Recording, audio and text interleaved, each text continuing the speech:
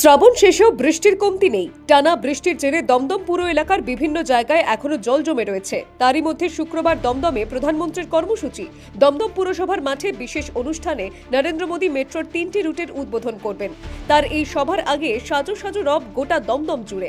তারই মধ্যে সভার মাঠ নিয়ে পুরসভার বিরুদ্ধে অভিযোগের আঙুল তুললেন বিজেপি নেতৃত্ব।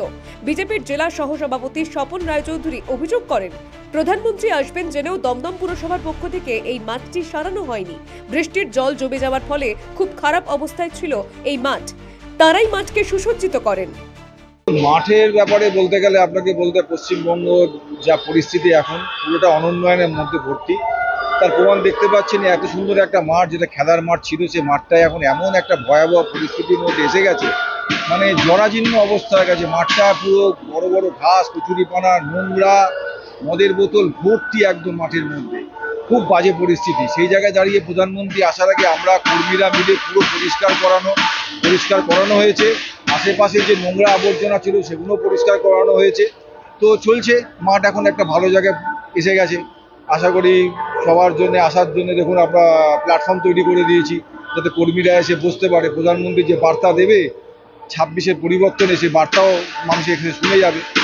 আর আমরা ক্ষমতায় আসার পর এই মাঠটাকে ভালোভাবে সংস্কার করে যাতে এখানকার মানুষ যাতে বাচ্চারা খেলাধুলা করতে পারে, মানুষ এখানে যাতে সকালবেলা প্রাতভ্রমণ করতে পারে, তার ব্যবস্থা আমরা করব। আমার নাম স্বপন রায়চৌধুরী, জেলা ভাইস প্রেসিডেন্ট। দেখুন, এই মাঠ যে লোকাল মাঠ যেগুলো থাকে সেগুলো সাধারণত পৌরসভার অধীনে থাকে। পৌরসভা পরিচালনা করে, মাঠগুলোকে দেখভালের কাজ করে।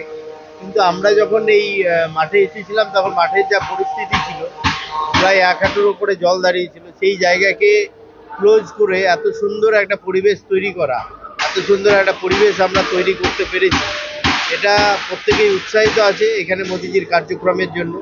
পুরো দমদমবাসী এই কার্যক্রমের জন্য উৎসাহিত আছে। তার সাথে সাথে আমাদের কার্যকর্তারা যারা ধরুন কাজ করে, কোনো জায়গায় হয়তো তার চাকরি করে, তারাও এতটাই উৎসাহিত, তারা কিন্তু আগে থেকে বলে রেখেছে মোদিজি আসছেন, আজ অফিসে যাব না, অফিস থেকে ছুটি নিয়ে রেখেছেন। তবে বিজেপির এই অভিযোগ অস্বীকার করেছেন দমদম পুরসভার ভাইস চেয়ারম্যান বরুণ দত্ত। তিনি দাবি করেছেন, প্রধানমন্ত্রী আসার জন্য সব ধরনের ব্যবস্থা করেছেন তারা। প্রস্তুতি আমাদের যত রকম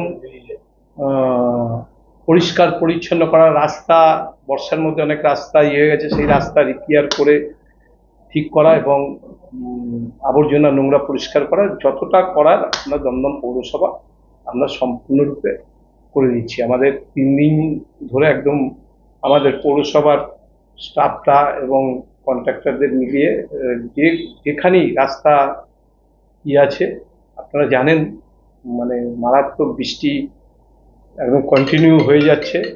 সেই বৃষ্টির মধ্যেও আমরা আমাদের রাস্তা রিপেয়ার করে দিয়েছি, যেখানে পরিষ্কার পরিচ্ছন্ন করা করছি। আমরা সব রকম সহযোগিতা আমরা দমদম পৌরসভা থেকে করছি, যেহেতু মাননীয় প্রধানমন্ত্রী আমার দমদমে আসবে।